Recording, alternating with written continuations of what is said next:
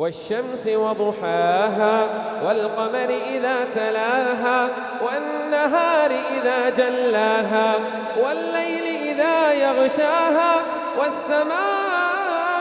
وما بناها والأرض وما طحاها ونفس وما سواها فألهمها فجورها وتقواها قد أفلح من زكاها وقد خاب من دساها كذبت ثمود بطغواها إذ انبعث أشقاها فقال لهم رسول الله ناقة الله وسقياها فكذبوه فعقروها فدمدم عليهم ربهم بذنبهم فسواها